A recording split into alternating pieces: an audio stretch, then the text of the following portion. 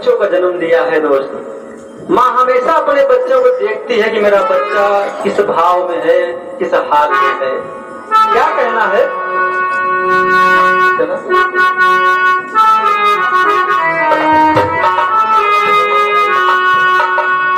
भैयन के अगवा समझ के भैयन के अगवा भारे हई, भैयन के अगवा भारे हई, कुछ सूझत ना हमें गाई का। भैयन के अगवा भारे हई, कुछ सूझत ना हमें गाई का। बस बाटे सहारा माई का, भैयन के अगवा भारे हई, कुछ सूझत ना हमें गाई का। बस बाटे सहारा माई का, भैयन के अगवा भारे हई, कुछ सूझत ना हमें गाई का। बस बाटे सहारा माई का, भैयन के अगवा भारे हई, कुछ सूझत ना हमें गाई का। बस बाटे सहारा माई का, भैयन के अगवा भारे हई, कुछ सूझत ना हमें गाई का। बस बाटे सहारा माई का, भैयन के अगवा भारे हई, कुछ सूझत ना हमें गाई का। बस बाटे सहारा माई का। लगे रहे मास्टर, देखिए लगी रहे। माँ कितनी महान है बाबू जी, वो सब कुछ जानती है, उससे कुछ भी नहीं छुपा है। क्या कहना है तरह के भाव में? ना तो छुपल तो बात है, ना तो छुपल तो बात है, ना तो छुपल तो बात है, ना तो छुपल तो बात है। मैया सब कुछ तुम्हें जानत हो, मैया सब कुछ तुम्हें जानत हो, मैया सब कुछ तुम्हें जानत हो।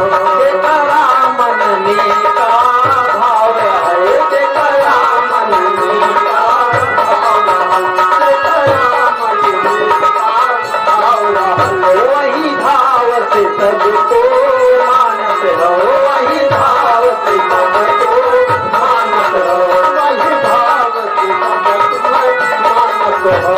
जब दुआरे दिखिया मानत बाई,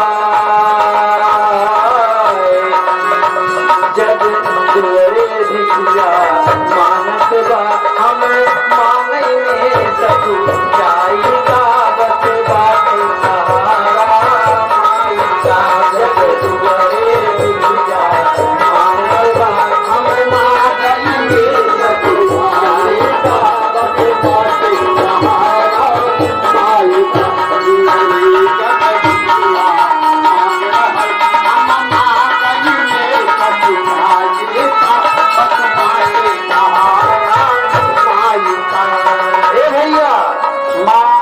कृपा कर दिया दोस्त। और माँ ने क्या कहा, क्या कहना है? अरे दास दास का सुन लिहनी, अरे दास दास का सुन लिहनी, अरे दास दास का सुन लिहनी। बस अब ही नजर घुमा दिहनी, बस अब ही नजर घुमा दिहनी, बस अब ही अधियार रहल मुझियार भइले, अधियार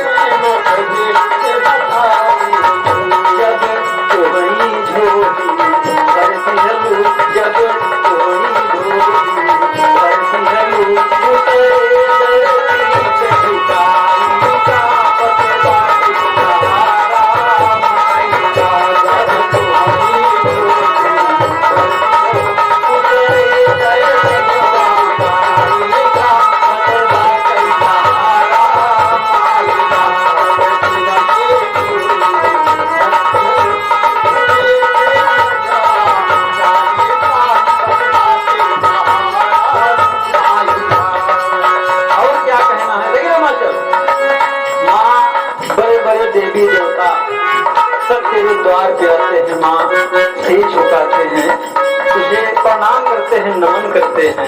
क्या कहना है? जय माँ देवी देवता हुए, जय माँ